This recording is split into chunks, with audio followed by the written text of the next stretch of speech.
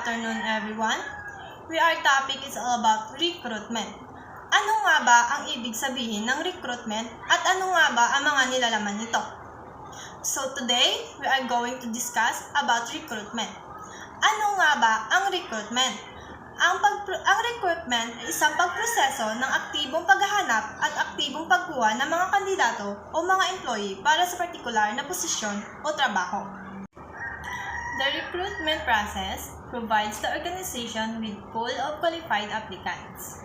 Before company recruit, they must implement proper staffing plans and forecasting to determine how many people they will need. The basis of the forecast will be annual budget of the organization in the short, long-term plans of the organization. For example, the possibility of expansion. The next is recruitment strategies. Although it might seem easy, recruitment of the right talent at the right place at the right time takes skills and practice, but more importantly, it takes strategic planning. And development of staffing plans is discussed an understanding of the labor market and the factors determining the relevant aspects of the labor market.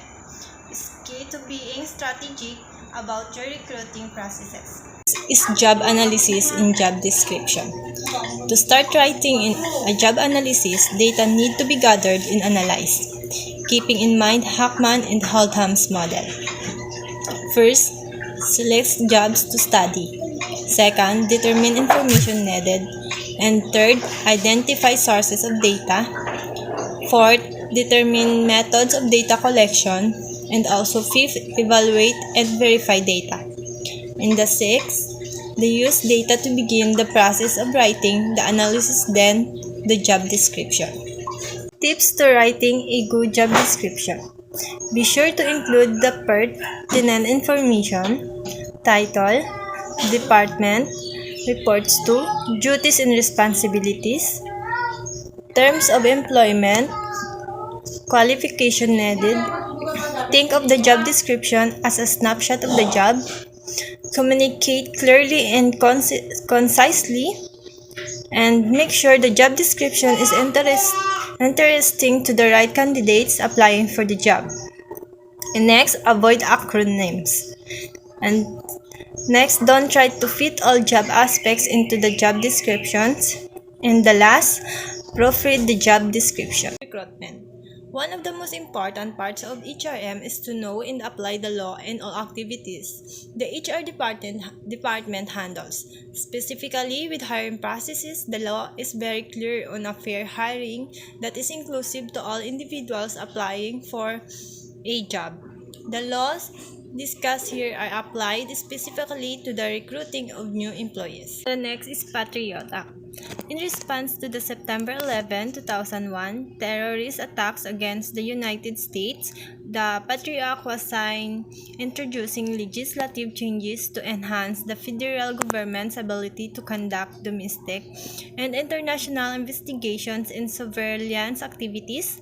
As a result, employers needed to implement new procedures to maintain employee privacy rights while also creating a system that allowed for release of information requests by the government.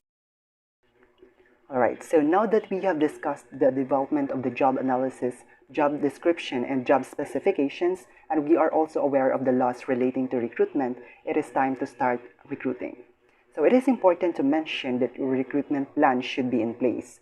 This plan can be informal, but we should outline where we plan to recruit and our expected timelines. So HR professionals must have a recruiting plan before posting any job description.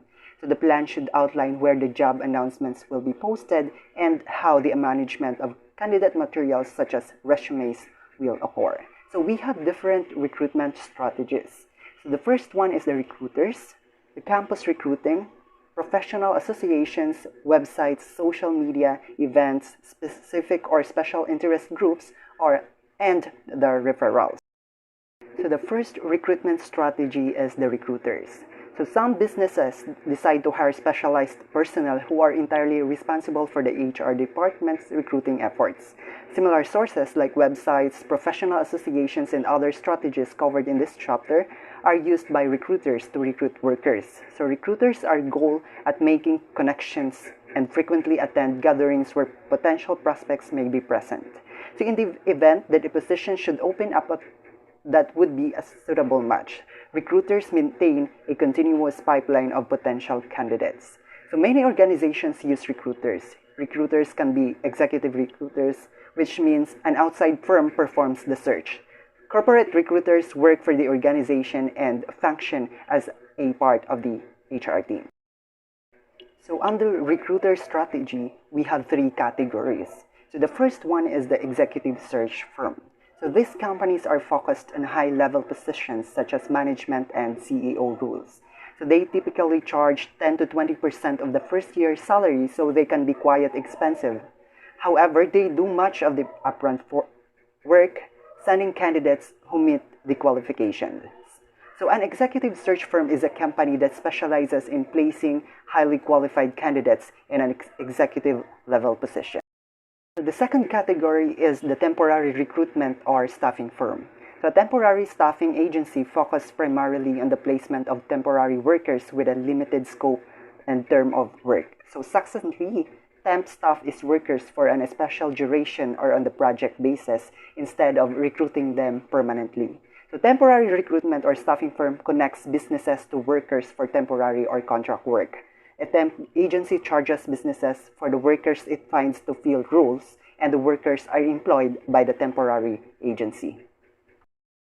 The last category under recruiter strategy is the corporate recruiter. So a corporate recruiter is an employee within a company who focuses entirely on recruiting for his or her company.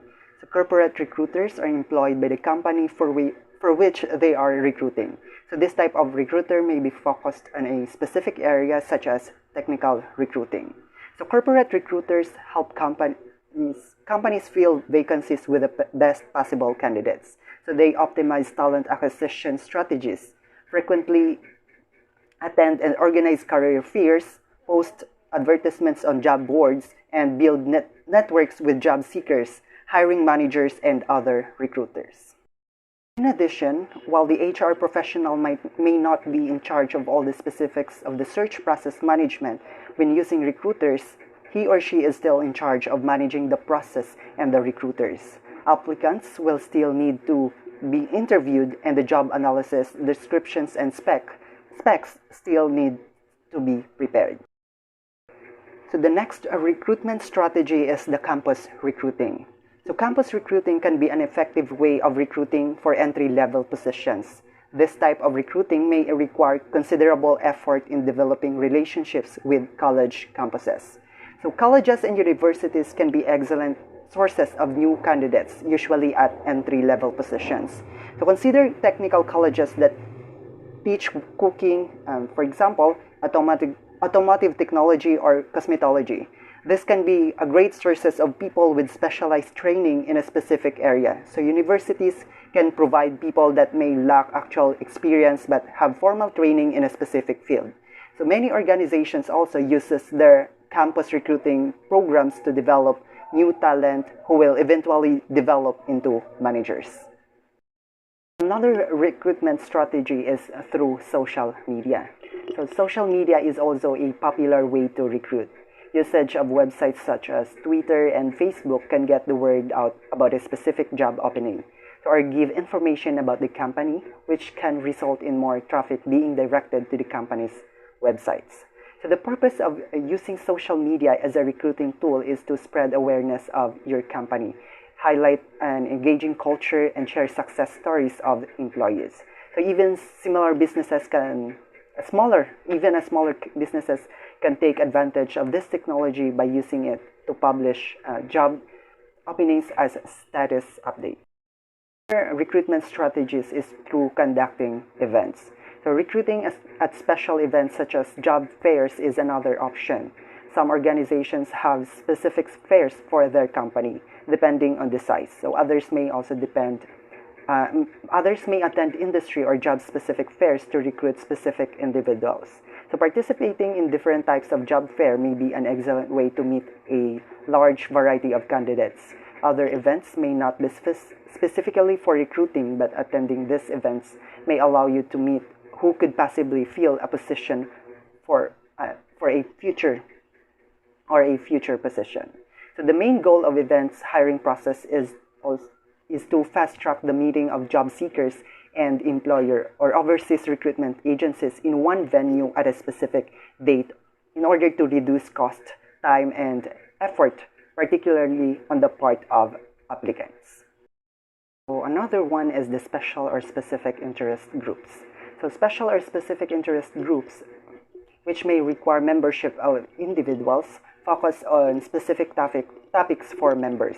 So often, SIGs will have areas for job posting or a variety of discussion boards where jobs can be posted. So for example, the Women in Project Management SIG provides news and project management and also has a place for job advertisements. So SIGs creates a community with a larger organizations with a shared interest in advancing a specific area of knowledge, learning, or technology where members cooperate to affect or produce a solutions within their particular field and may communicate, meet, and organize conferences. So recruiting using SIGs can be a great way to target a specific group of people who are trained in a specific area or who have a certain specialty. Another recruitment strategy is through referrals. Employer referrals can be a great way to get interest for a posted position. So usually, incentives are offered to the employee for referring people they know. However, diversity can be an issue, as can nepotism. So to make an employer referral program effective, some business organizations consider the following factors. So the first one is to communicate the program to existing employees, then track the success of the program using metrics of successful hires, and then be aware of the administrative aspect and the time it takes to implement the program effectively. Then set measurable goals upfront for a specialized program. So a referral provides information about you and your condition so that the person you are being referred to does not have to ask so many questions. So they are aware of relevant background information. They know exactly what they are being asked for or asked to do. So usually most incentives are also require the new employee to be hired and stay a specified period of time. So some examples of incentives that can be used to refer a friend might include the following, which are the gift card to the employees, the financial incentive or raffles for those employees who have the most referrals. So our last consideration in the recruitment process is the recruitment costs. We can determine this by looking at the total amount we have spent on all recruiting efforts compared to the number of hires. So a yield ratio is also used to determine how effective efforts are in one area. So we have here the formula for computing the cost per hire. So part of the recruitment planning includes budgeting the cost of finding applicants. So for example, let's say we have 3 positions we need to fill, with one being the temporary hire. So we have determined that the advertising cost will be $400 and the temporary agency cost will be approximately $700 for the month. So we expect at least one of those 2 positions will be recruited as a referral. So you will pay a referral bonus of $500, and that leads into a total of $1,600, which will be also divided into 3 positions, and that results to $533, meaning that $533 is your recruitment costs per hire. So in addition, when we look at how effective our recruiting methods are, we can look at a figure called the yield ratio. So a yield ratio is the percentage of applicants from one source who make it to the next stage in the selection process. So for example, we can look at the number of total applicants received from a particular form of media and divide that by the number of those applicants who make it to the next step in the process. So for example, if you receive 200 resumes from a professional organization ad you placed, and 52 of those make it to the interview stage, So, meaning if 52 divided by 200, you have a 26%, meaning you have a 26% yield ratio. So through the use of these calculations, we can determine that the best place to recruit for a particular position.